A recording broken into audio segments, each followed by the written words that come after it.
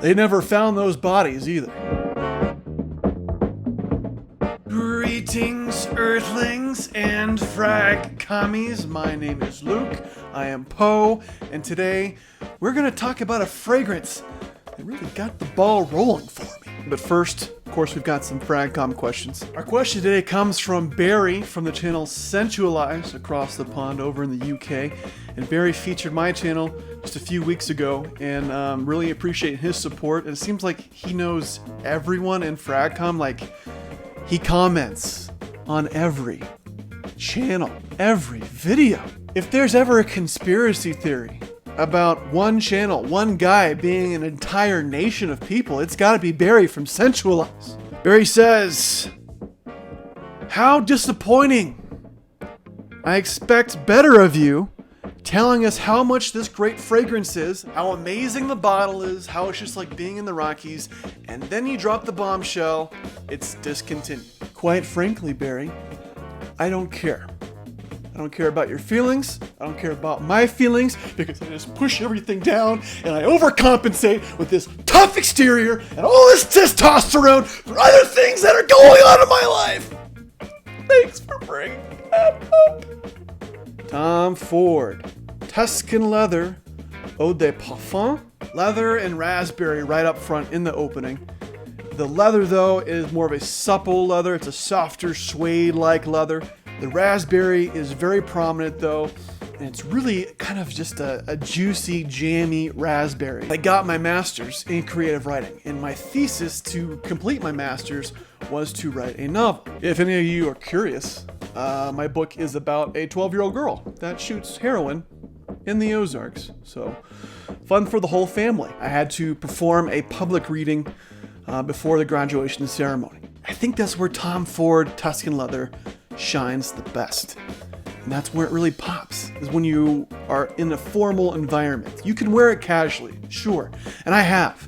But I think really, when I really appreciate it the most is when I'm having these formal occasions, these events that I don't normally attend. In the mid, it begins to transform. There's this edge, this hard line that's starting to form. And that comes from this animalic leather that's a little bit dirty, a little bit grungy. And it's kind of fitting for me in a way. I used to do stand-up comedy, and I write fairly dark crime fiction stories. And so with every comedian, or with every writer, really, there is the kind of that edge. What does this smell like?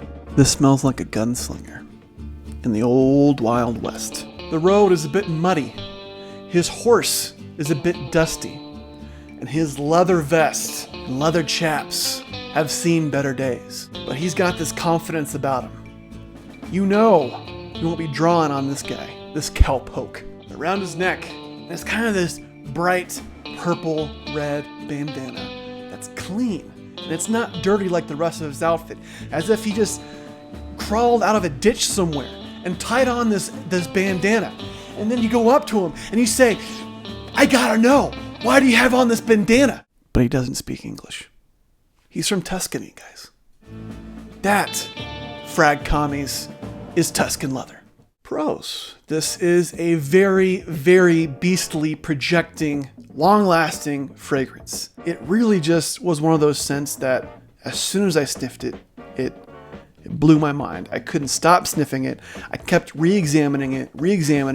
I think it's one of those scents that you just gotta check off your list. And you may like it, you may not, but it's something that I feel like everyone should at least try. Fragrance journey. That brings us to cons.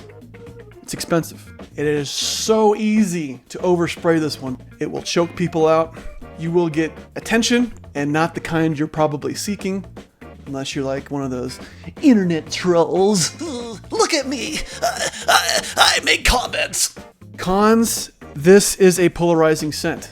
It has been very influential, yes, but it's not the kind of influential that Aventus or Blue Day Chanel gets, where it's pretty mass appealing.